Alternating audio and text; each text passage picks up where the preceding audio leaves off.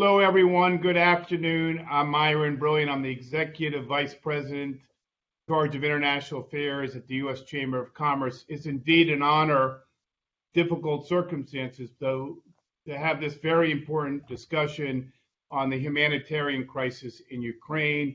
I just want to, at the outset, mention a few household items. I want to remind everyone that this is a session that is closed to the press. If you're a member of the media, please do log off. There are opportunities for the media team at USAID and at the Chamber to answer your inquiries, but this is a closed media event. The event is being recorded and will be available on the U.S. Chamber Foundation's website as well as usaid.gov, along with the information on how to get engaged. I also want to tell everyone there will be a Q&A session at the end, and we do want to encourage your questions, so please bring them forward in the chat room. I think everyone understands the purpose of this event. Russia's invasion has inflicted terrible, terrible human toll in Ukraine. Like so many people around the globe, we are all devastated by the daily chilling images that we see on our TV screens and in social media. But because of the incredible resilience of the Ukrainian people, we really stand in solidarity with them. And I do want to say at the outset that I know Andy Hunter, the head of the American Chamber, and members of his staff who have had to evacuate the country are with us, and I applaud the collective efforts of the American Chamber there to also make a contribution. This has really been an extraordinary time for the world, for our country, for our solidarity with Europe and many others around the world. And I wanted to highlight the great contributions that our administration has made to unite the United States, Europe, and our allies in quickly responding to the crisis in Ukraine, making it clear to President Putin that his actions are inflicting monumental damage to Russia's standing in the world and its own economy. From the start, the U.S. Chamber of Commerce has strongly, and I want to underscore strongly, condemned Russia's invasion of Ukraine as a serious breach of international law, a violation of Ukraine's sovereignty, and an affront to our steadfast belief in a world where democratic countries, following the rule of law and the free enterprise system, can be free and prosper. And I know that the U.S. Chamber has issued this statement, but many in the business community have made equally strong statements. In our statement, we added that the business community will continue to support the administration, Congress, and our allies to ensure a swift and meaningful response to Russia's aggression. And we don't just do this lightly. The U.S. Chamber has worked closely with the administration and many of you in the business community who are here today to help companies understand and comply with the complex and shifting array of U.S. sanctions and export controls.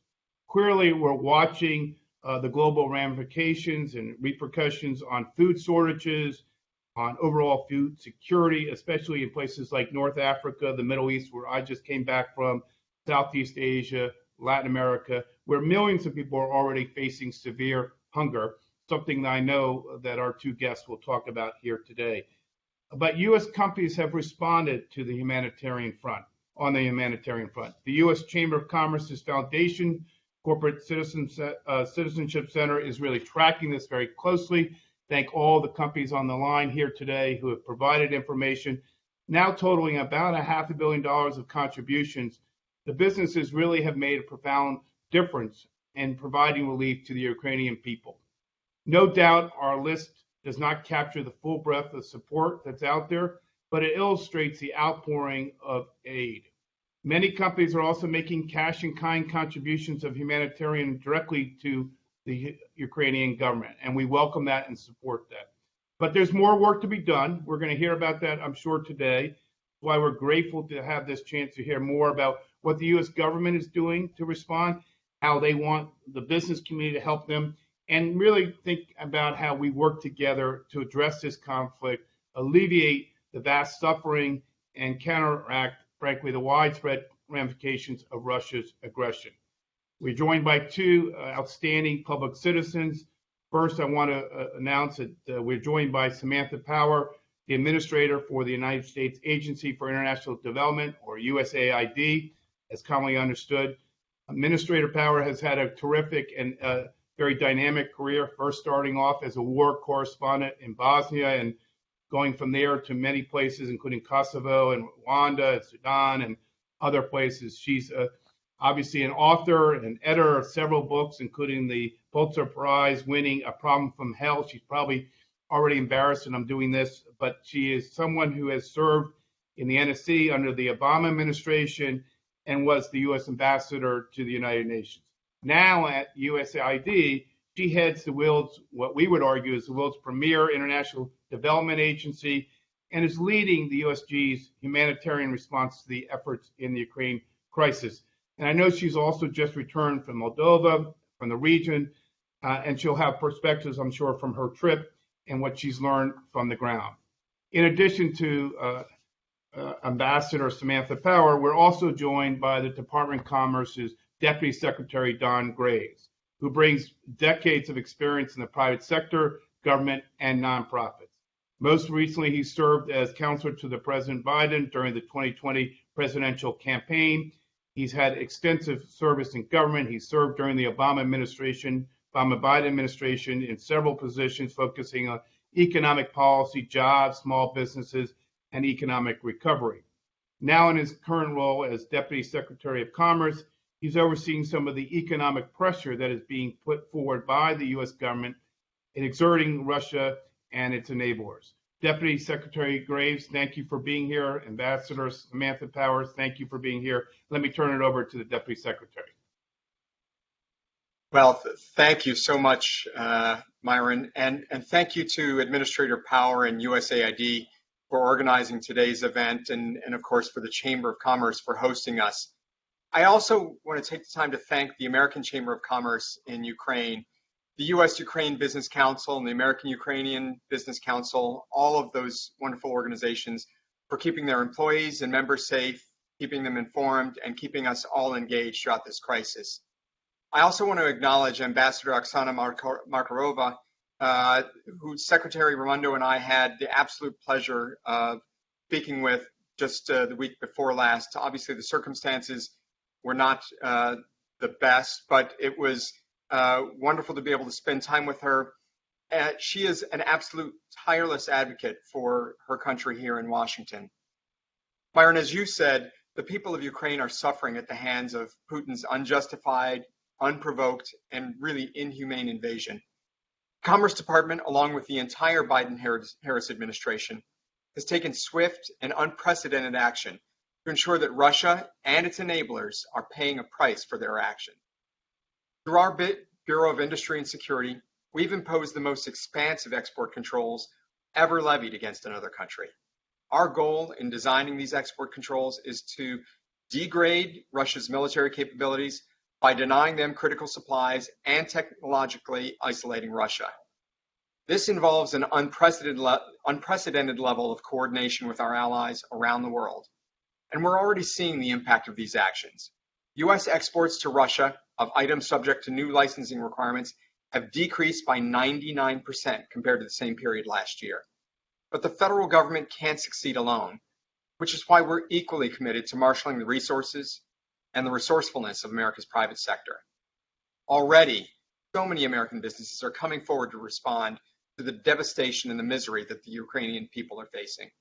Many companies have suspended or terminated their business with Russia, even at substantial cost, and even when not required by the growing list of sanctions and export controls that the U.S., our allies, and our partners have imposed. And many of your companies have stepped forward proactively to offer donations, both monetary and in kind. Companies are expressing support for their Ukrainian employees and Ukrainians everywhere in both their words and their deeds. This generosity exemplifies what's best about America, our ideals, our willingness to uphold them, even when doing so comes at a cost. I'm proud of how our business community has risen to this occasion.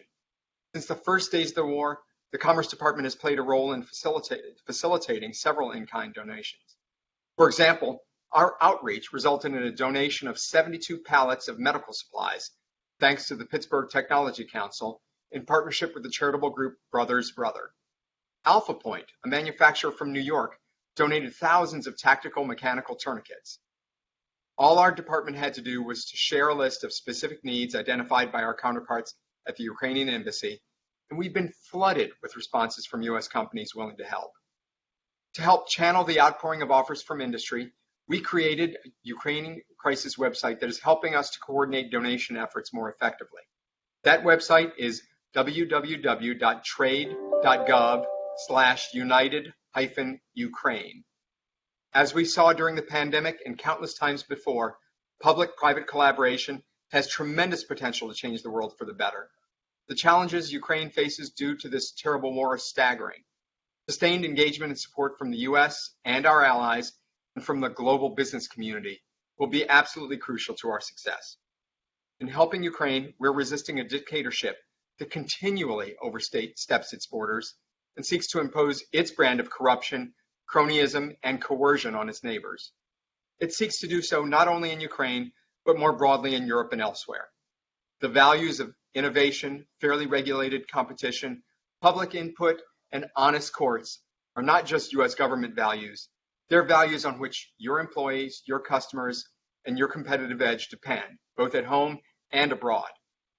No other business community in the world has the capability and resourcefulness of America's, and together we can make a tremendous positive difference for Ukraine and for the Ukrainian people.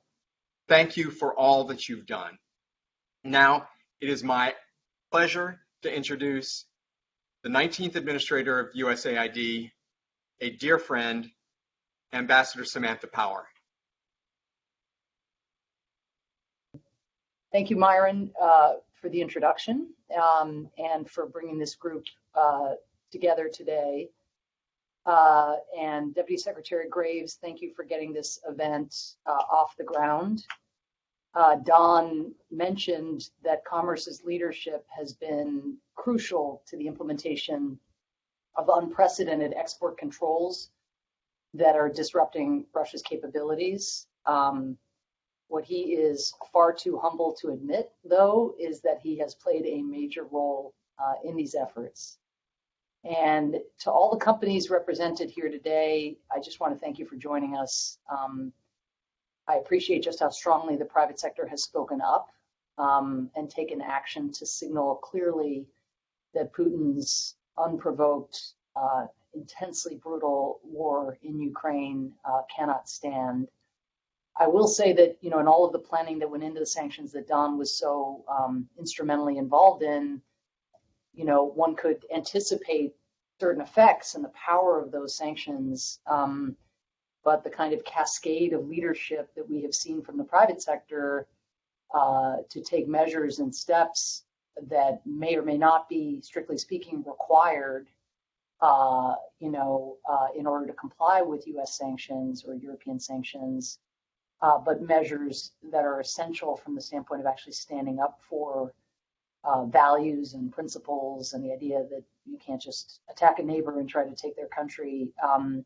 Those measures have really reinforced, I think, the power of the economic accountability that has been imposed, but I also know it's not without cost, and not without extensive, I'm sure in some cases, internal debate. And so just want to thank those of you who've been part of that. The resistance displayed by the people of Ukraine continues to be awe-inspiring. But as somebody who has been, back in the day, a war correspondent and a kind of scholar of mass atrocities, I have to say I don't think I've ever seen this kind of anything near this kind of combination of speed of onslaught, brutality of onslaught, and it's a superpower doing it. And so a military that, while it's not performing at all well on the battlefield by any conventional measure, capacity to inflict pain on civilians that of almost any army where I've seen conflict and heartbreak in the world. As Myron mentioned, I did travel since the war started. I guess I've been on 3 trips to the region, 2 separate trips to Poland, one with President Biden, one to Slovakia, one to Moldova. And the goal there is just to get out and about and hear, from refugees, of course, as they're pouring into neighboring countries. But to think about what USAID's role is, what the US government's role is from a humanitarian standpoint, given all that is befalling the proud and courageous people of this country. And, although people may associate USAID with humanitarian assistance, which of course is a major part of what we're up to right now, we are also doing everything like, we're doing a range of tasks like, for example, supporting the provision of Starlink terminals, to ourselves delivering satellite phones, power generators, when municipal buildings are shut down and need to be repaired, we're in a position to provide kind of government in a box, everything from printers and laptops to some of the other kind of basic operating modalities of, trying to continue to provide social services and local leadership as the Ukrainians have managed to do.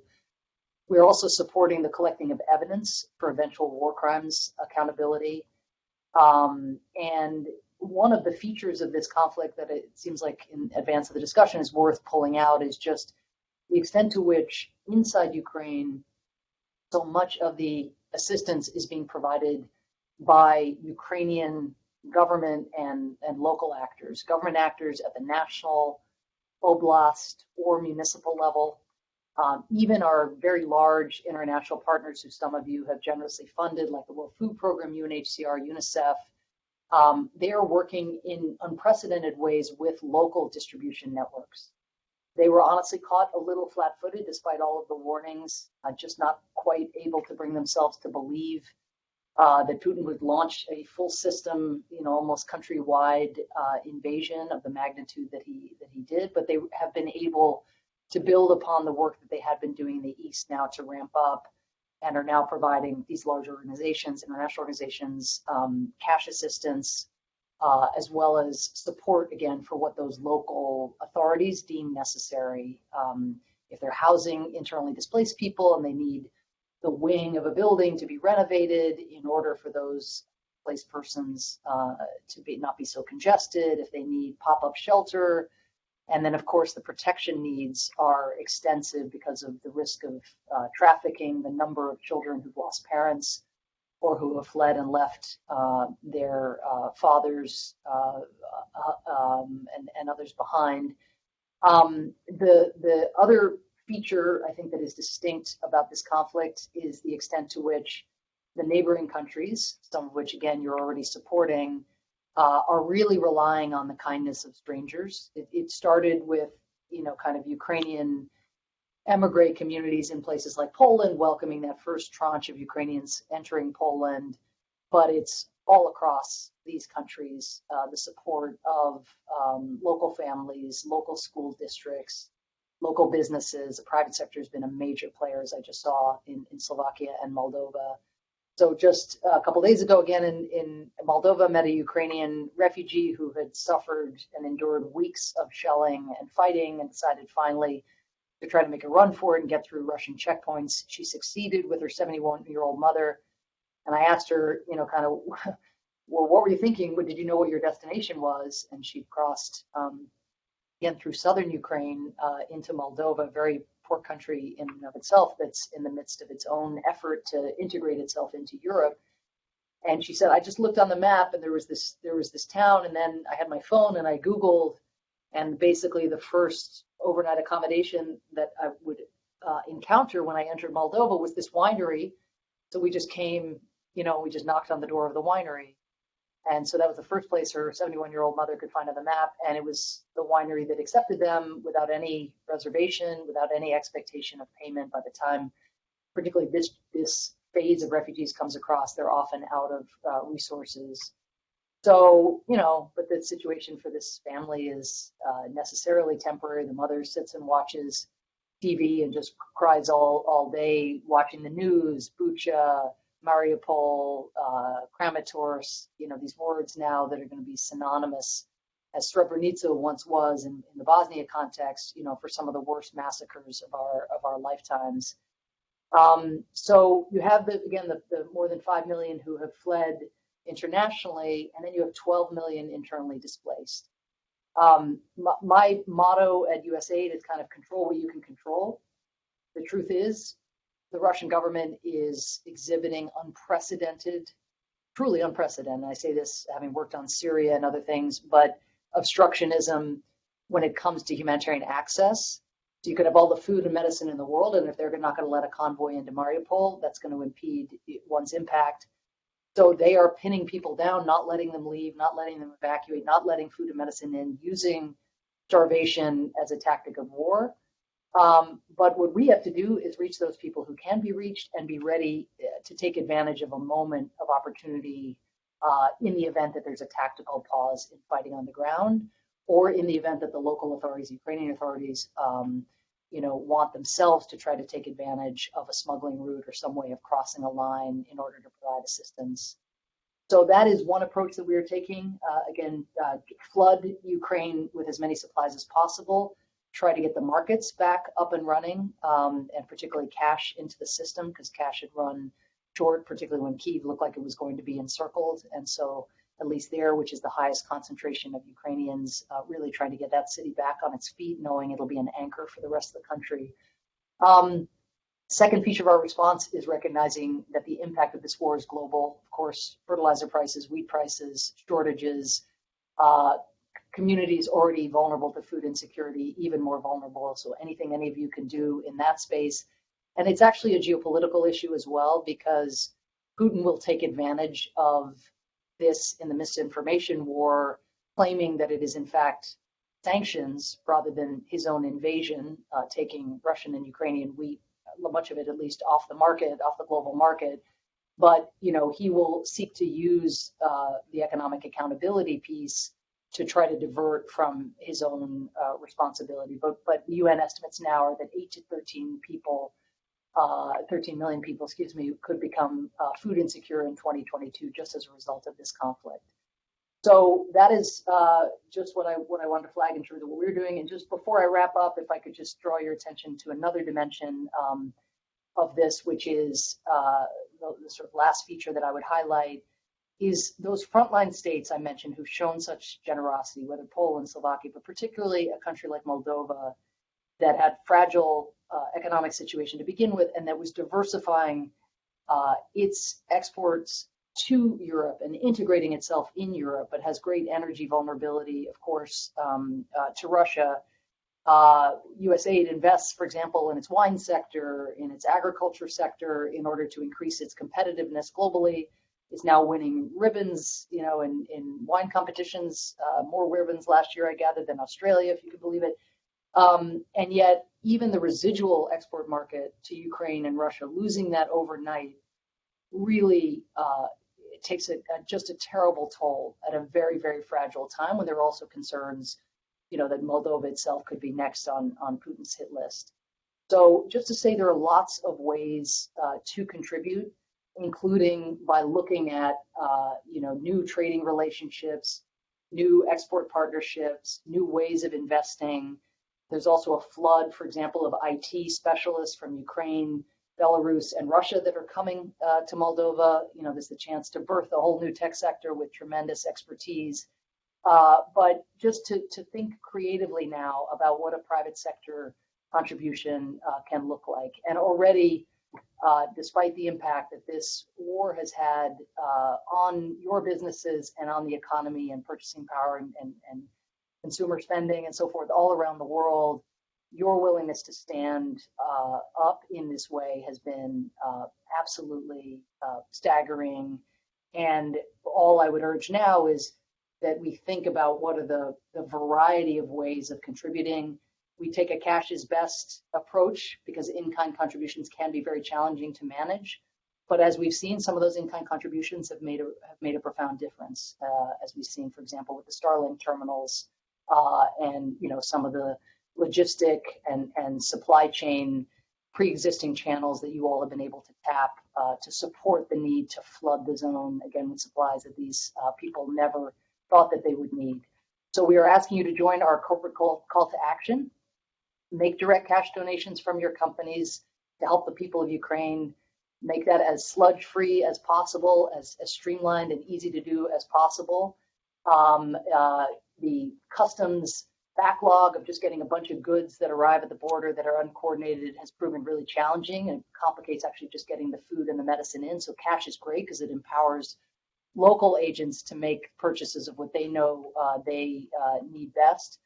And we have this GoFundMe platform that is a mechanism that allows you to coordinate directly and to find the vetted humanitarian organizations that you want. But if you're interested in any of the other lines of effort along the lines of what I've described, we are also here and very eager to partner with you as well.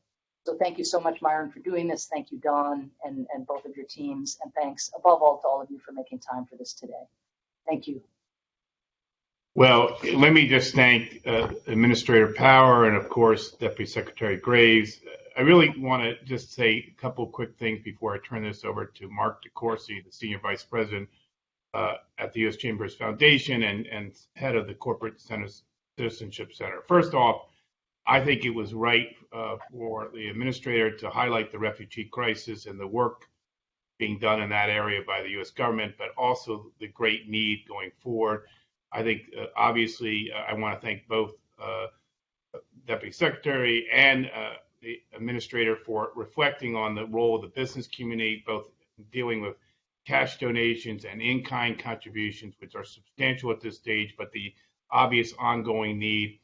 But I also, I think Administrator Power really hit this hard, and I think we really want to be part of the solution going forward, the long-term need, the reconstruction of Ukraine, and obviously thinking about the global humanitarian crisis and the needs in many countries who are facing challenges because of shortages in the areas that have been highlighted. So thank you both for your insights. I do want to recognize both the Commerce Department and AID for the tireless efforts, contributions you have made, and frankly, for your ongoing engagement with the private sector throughout this process. We welcome that, we encourage it, and we want more of that going forward.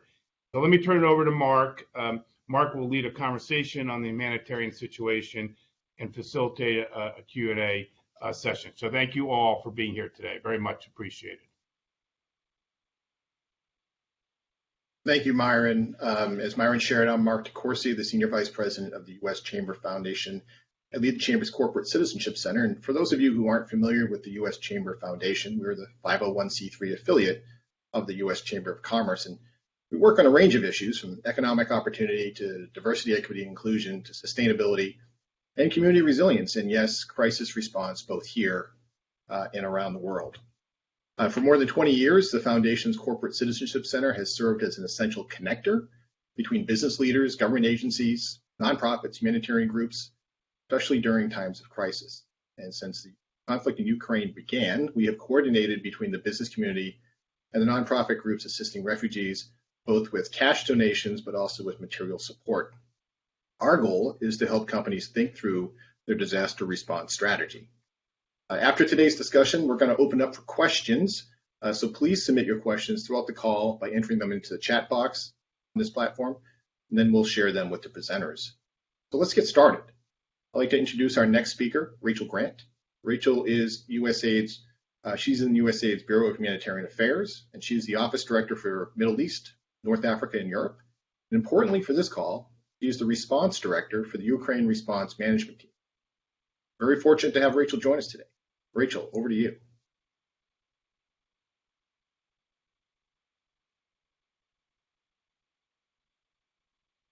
Thank you, Mark, and good afternoon, everyone. Thank you all for joining us today for this important discussion on the humanitarian needs and the call to action in Ukraine. It has now been more than 6 weeks since Russia began its unprovoked and unjustified invasion of Ukraine. A month and a half of war has left over 12 million people in need of humanitarian assistance, and nearly a quarter of Ukraine's population displaced, including 4.5 million people who have been forced to flee Ukraine, and at least 7 million people who are displaced inside the country, and the numbers continue to rise daily. The extensive damage we are seeing in cities such as Mariupol means shelter may be inadequate at a time when people are facing dire conditions and lack safe drinking water, food, fuel, and electricity. All of this, of course, is compounded by the terror of living under bombardment. We condemn the government of the Russian Federation, recent airstrikes on Donetsk-Kramatorsk railway station that have reportedly killed more than 50 civilians and injured dozens of others attempting to safely evacuate and find shelter. USAID advocates for the respect of international humanitarian law and the protection of civilians, including their ability to safely evacuate conflict areas. Humanitarian evacuation corridors to get civilians out and humanitarian convoys to get aid in are critical to this response. As the situation continues to take a catastrophic toll on the people of Ukraine, USAID is strengthening coordination with the United Nations and NGO partners, as well as other donors, and to significantly scale up response efforts, establish a humanitarian architecture, and improve coordination between the government of Ukraine and humanitarian organizations on the ground to help meet the rising needs. USAID has provided nearly $90 million towards humanitarian assistance to provide food, safe drinking water, shelter, emergency health care, and much needed household supplies to communities, displaced people, and vulnerable groups inside Ukraine. We have a disaster assistance response team, which includes more than 30 staff based in Poland, Moldova, and Slovakia. As the President's announcement recently indicated, the U.S. government will soon be programming $1 billion in humanitarian assistance for Ukraine. Our humanitarian partners are working under difficult circumstances to provide life-saving assistance in remote and hard-to-reach areas, often at great personal risk. We have seen significant progress in the past weeks as the humanitarian community has built up coordination mechanisms, identified supply routes, and partnered with local organizations in order to reach vulnerable people across Ukraine.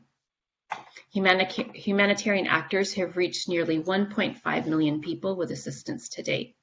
This, of course, does not include, in what we've heard today, the significant efforts of the government of Ukraine, local responders, and communities who continue to provide assistance across the country. In terms of the most pressing humanitarian needs inside Ukraine, as of now, here's what we're seeing. Conflict-related trauma and injuries, maternal and newborn health, food security and nutrition, infectious disease spread, chronic disease management, chemical and biological risks, mental health, and risk of human trafficking and gender-based violence are the top public health concerns in Ukraine. Tragically, more than 100 health facilities, personnel, and related targets have been attacked, making this difficult work even more dangerous. USAID is supporting the World Health Organization, the United Nations Children's Fund, and NGO partners to respond to these health needs, in particular providing emergency medical, disease prevention, and pediatric healthcare supplies, and funding the provision of medical services. USAID considers the situation in Ukraine a protection crisis, as the administrator said. The protection of vulnerable groups is central to our humanitarian mandate. In humanitarian responses, protection programming aims to reduce people's exposure to risk and ensures the rights of individuals in accordance with international humanitarian, human rights, and refugee law. In Ukraine, exposure to violence, shelling, mines, and family separation are the top risks faced by civilians, with protection of movement, gender-based safety risks, and human trafficking also a high concern. The United Nations Office for the Coordination of Humanitarian Affairs, in particular, has highlighted a lack of financial and human resources devoted to addressing gender-based violence and called for an increase in support to this area. We are deeply concerned about the significant protection needs faced by vulnerable populations affected by the war, including children, women, older adults, persons with disabilities, LGBTQI+ individuals, religious or ethnic minorities, and third country nationals. To address this gap, USAID is emphasizing protection and gender-based violence support in our humanitarian awards and highlighting these needs in our advocacy. We are supporting 8 implementing partners in Ukraine to provide psychosocial support services to children, persons with disabilities, and older people, operate mobile protection teams to provide services in remote communities, conduct mine risk education activities, and provide community safe space activities, peer support groups, and in-person social work services. Partners have also set up hotlines and app-based portals to provide professional protection and mental health services. The main cities in the Western Oblast are receiving the largest numbers of displaced people, many of whom are having difficulty finding shelter and are likely to receive more as civilians flee eastern Ukraine and as refugees cross back into Western Ukraine from neighboring countries. In an International Organization for Migration survey, 20% of internally displaced people reported that it is hard or extremely hard to find a place to sleep. People living along the conflict lines are facing important shelter needs due to the damage to their dwellings. USAID is providing thermal blankets, hygiene kits, kitchen sets, water containers, and winterization supplies, among other relief items. IOM and 2 NGO partners use USAID funding to provide multi-purpose cash assistance, which can be used to obtain shelter. We also are concerned about increased food insecurity in the country and the spillover effects that this war could cause on food supplies already mentioned today, not just in Ukraine, but globally. USAID is partnering with the Food and Agriculture Organization and the World Food Program to meet immediate food needs in Ukraine and across the region. WFP aims to reach 6 million people in Ukraine by June with ready-to-eat rations, canned goods, breads, wheat, flour, and oil, as well as through cash transfers. To date, WFP has reached over 1 million people with in-kind food assistance. We also work with partners to monitor markets and ensure that food assistance is both targeted to the most vulnerable and provide in-cash transfers for people to buy food in local markets or as in-kind rations as appropriate to local market conditions. This is particularly important as we hear and see that markets are functioning and returning back to normal. Emergency services are urgently required for internally displaced persons, especially in central and western Ukraine. Water and sanitation infrastructure has severely impacted from the war, with 1.4 million people with no access to water and 1.6 million with limited access to water or at risk of being cut off. Our humanitarian partners are providing critical assistance, including by providing commodities such as hygiene kits, which include sanitary pads, laundry, detergent, and soap, delivering safe drinking water supplies, and improving water and sanitation infrastructure for people affected by the ongoing violence. We are grateful to the many individuals, the private companies, and public organizations that have offered to help support assistance in Ukraine. We are working closely with U.S. government interagency counterparts, fellow donors, and other partners to guarantee unfettered humanitarian access and advocate for continued humanitarian assistance. We thank the private and the public sector for their willingness to donate in kind to help with efforts in Ukraine. As Administrator Power mentioned, decades of experience have shown that cash donations are the best way to help people affected by disaster and allow organizations to be flexible in allocating resources where needs are most high. Cash donations allow relief supplies to be purchased in markets close to the disaster, which stimulates the local economy by providing employment and generating cash flow. Let me highlight 2 efforts for you today. Our Center for International Disaster Information and the UN Office for the Coordination of Humanitarian Affairs Connecting Business Initiatives. The first you will find at www.cidi.org and the second at connectingbusiness.org. These efforts support the international humanitarian system's ability to effectively engage the private sector, public sector around humanitarian emergencies.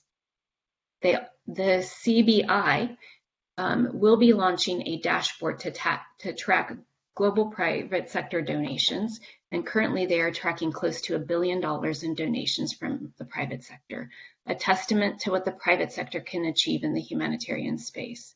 We thank you again for your support during this critical time of need in Ukraine, and we look forward to the ongoing cooperation.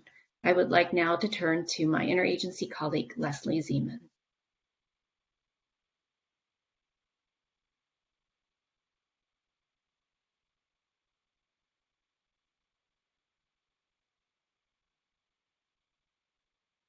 Hi, can you hear me? Perfect. All right, so I am Leslie Ziemann from the U.S. Department of State. I'm a Deputy Assistant Secretary in our Bureau for Population, Refugees, and Migration, and working in close partnership with USAID and the rest of the U.S. government. My office leads our Refugee Response, as well as supporting the UN Refugee Agency and the International Committee for the Red Cross, both inside and outside Ukraine. And we also run the U.S. Refugee Admissions program. As has been noted, the United States is really working in close coordination in this response with the European Union and through a network of both UN and NGO partners to get assistance into Ukraine and to support the refugee response in the neighboring countries. In terms of the refugee response, similar to the response inside Ukraine, our immediate focus has been on emergency needs. but we're also planning to support our partners to focus on longer-term protection concerns beyond the immediate arrival and shelter needs. As we know, these are only going to increase over time, particularly as the generosity of host families and other refugee resources may become exhausted. So we're continuing to work with our humanitarian organization partners to meet everything from the emergency needs of clean water to the longer-term needs of psychosocial support. Our funding will help humanitarian organizations maintain contact between family members as well who have been separated due to the conflict, with the goal of reunification in as many cases as possible. The United States has surged humanitarian experts to the region who are responding to the situation as swiftly as possible as needs arise. And the UN and the EU are also continuing to surge staff into neighboring countries as well. And they've been establishing hubs to coordinate aid in these frontline countries, as well as cross-border assistance to Ukraine. The United States has been the single largest donor of humanitarian assistance to Ukraine. And I know Rachel mentioned the work that we're doing inside the country. We've also provided $123 million for the neighboring countries to complement the EU efforts. And that funding has been spread across Poland, Moldova, Romania, Hungary, Slovak Republic, as well as other neighboring countries. And we are focusing that assistance, our partners, on the most vulnerable populations. So women and girls, LGBTQ plus persons, children, third country nationals, and persons with disabilities. All of these populations have been at heightened risk, and our partners are prioritizing these groups in their planning and programming. And the United States remains committed to providing protection for them and empowering these individuals. Quickly highlight our Refugee Resettlement program. The United States announced that we will welcome up to 100,000 Ukrainians and other nationals fleeing Russia's aggression. While we expect many Ukrainians will choose to remain in Europe, close to family and their homes, we are considering the full range of legal pathways to the United States, including humanitarian parole, visas, and our US Refugee Admissions program. The administration is working to expand current and develop new programs designed to provide temporary safe harbor that are largely focused on welcoming those who have ties to the United States. While our US Refugee Admissions program has temporarily ceased operations inside Ukraine, we continue to process applicants that had applied to our Lautenberg program and may now be in other parts of Europe. And we have relocated our resettlement support office to Moldova, and we're exploring other options for additional offices throughout Europe. In terms of private sector, again, I really want to thank you all for the outpouring of support here, and to note that this is certainly, we know, not the first time you're helping us in a significant response. We really do continue to find the assistance that you all provided in our evacuation of Afghans last summer and continue to do to be invaluable support to us. I was meeting with UNHCR as High Commissioner yesterday, and they told us that they have received more private contributions from both individuals and corporations than ever before in this Ukraine response. We continue to receive many inquiries from businesses asking how they can support Ukrainians overseas and how they can welcome them here to the US. And as has been noted, we continue to hear from our partners that cash donations will be the most efficient form of assistance, again, enabling relief organizations to provide more funding into the local economies, as well as to minimize transportation costs and shipping delays. So again, just want to reiterate that we encourage you all to visit USAID's corporate call to action website. And we also have on the front page of the State Department website a link for United with Ukraine, which is www.state.gov/United with Ukraine. And individual donations can also be provided through the GoFundMe fundraiser, which again is also on both the State Department and USAID websites. So with that, I will turn it back over to Mark for our Q&A. Well, thank you, Rachel and Leslie, and thanks to all our speakers for joining today's call to discuss this humanitarian crisis in Ukraine. I'd also like to mention, for those of you who are looking for additional ways to assist with humanitarian support, the Chamber Foundation website has also built a resource page linking to a number of our partners who are active in the response efforts, and our team can also share a link to that. We are tracking, as CBI at United Nations is, we're tracking the corporate response, and many companies have already stepped up to provide humanitarian support. And if we have not heard from you, we would like to. and our tracker lives on the Chamber Foundation's website. So if you've made a commitment, please tell us and send us your updates to Will Powell on our team, wpowell@uschamber.com, or you can submit those donations through the online form on our website. It is often visited by media, but it is also visited by other companies because they're looking for inspiration. So please, let's give it to them. But let's go to the chat box. Let's look at the Q&A. We've got a few minutes left. We'll get through as many of these as we can. I think the first question that we've heard from is, and Leslie and Rachel, I think either of you or both of you can answer this, but it has to do with food insecurity, both in Ukraine, all of the neighboring countries, but across the Mideast and Africa as well. The administrator mentioned this. What can the private sector do to help alleviate that?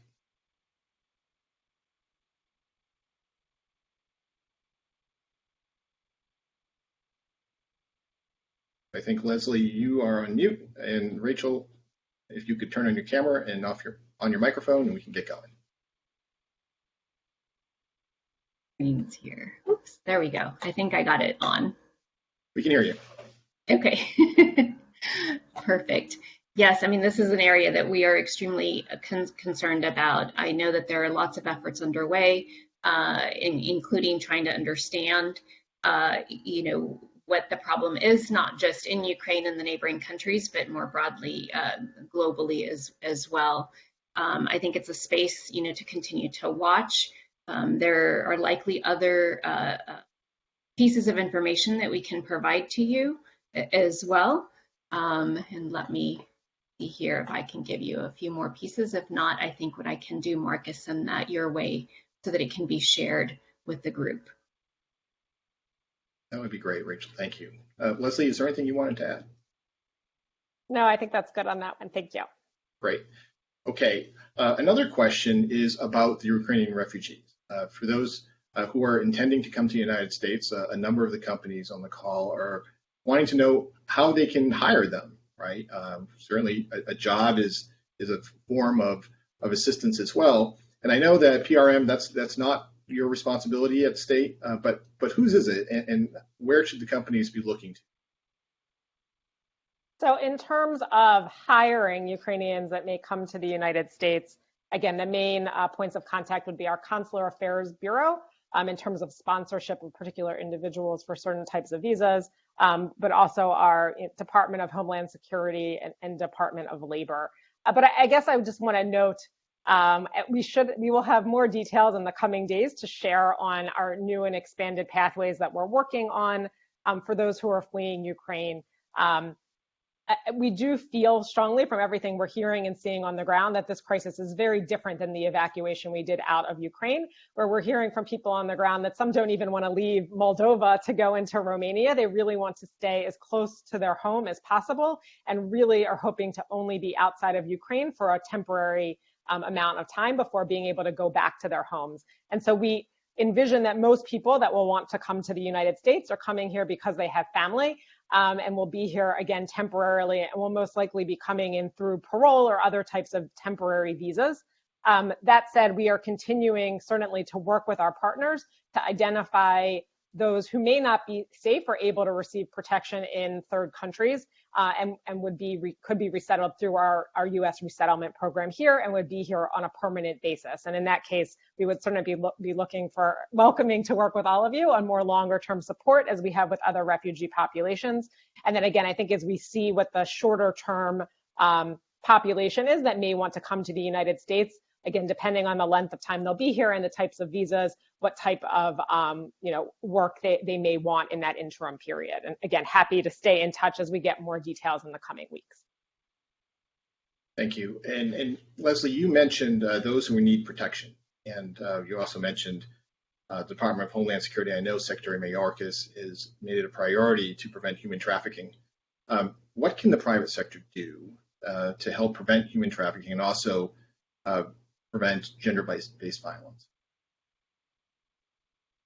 So I think there are other parts of the State Department that work directly on these issues, and I generally would defer to them. I don't know that they're with us today. I mean, I think one thing I would note is, as making sure that you're supporting the formal processes and routes for people to come to the United States.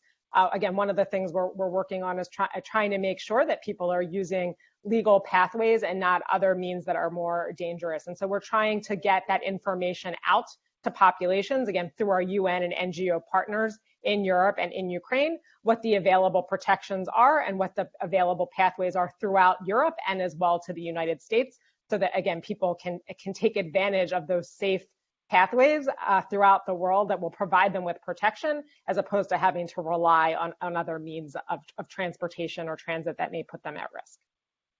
Thank you for that. Both the Deputy Secretary and the Administrator mentioned that cash is best. We all agree with that. However, some companies have certain superpowers, right? Things that they can do better than anyone else in the world, and they want to be able to be helpful. Yet I think there's a concern and some reticence about supply corridors. What can you say to reassure them and maybe give them some direction, who they ought to be working with, particularly in the U.S. government, to make sure that their needed goods, when asked, are getting to the right people at the right time?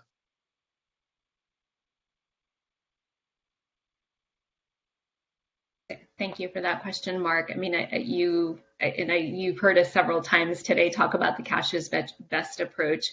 And as the administrator said, we also know that in-kind has proved critical as well. I think what you'll find in some of the websites that we cited, that there are a number of organizations that are working in Ukraine that could be helpful. I know early on, Boeing, for example, used the CIDI website to provide resources to organizations on the ground, and I know that was helpful to them. I think the OCHA Connecting Business Initiative is also another place where there are connections being made with the private sector. I would encourage people to look at that as well.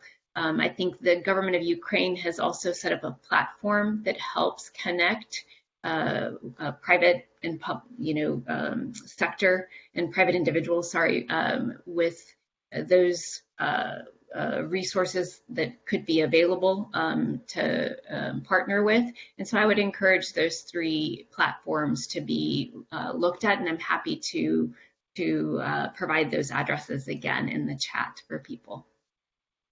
And there will be a follow-up email to all the attendees, so we can provide a lot of this information, the links and such to them in the coming days.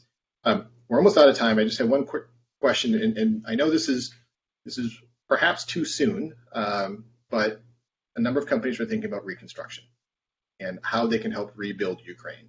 What can you tell our audience about the state of that? Is there a task force set up? How will the U.S. government help lead this?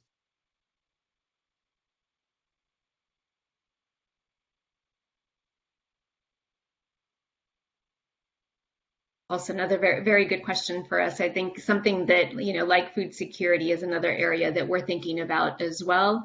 Certainly from the Bureau for Humanitarian Assistance, there are things that, impact the needs that people have. There are other people in our agency that are closely following that issue. I don't know that they're on today as presenters, but certainly we can make them available to respond to the questions. Okay, thank you, Rachel.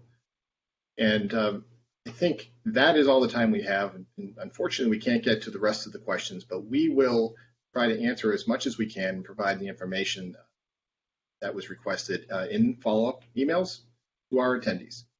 So we want to thank Rachel, we want to thank Leslie, we want to thank all of our speakers, and of course we want to thank all of you, members of the business community, who have done so much already, but we still need more of your help. And I'll say something very strongly that the U.S. government probably can't say is, the businesses on this phone call, give more money to the nonprofits. They are on the front lines, they need help, they're doing the right thing and helping as many people as possible, but they can't do what they do without your support. If you have any additional questions, please feel free to reach out to us at the Chamber.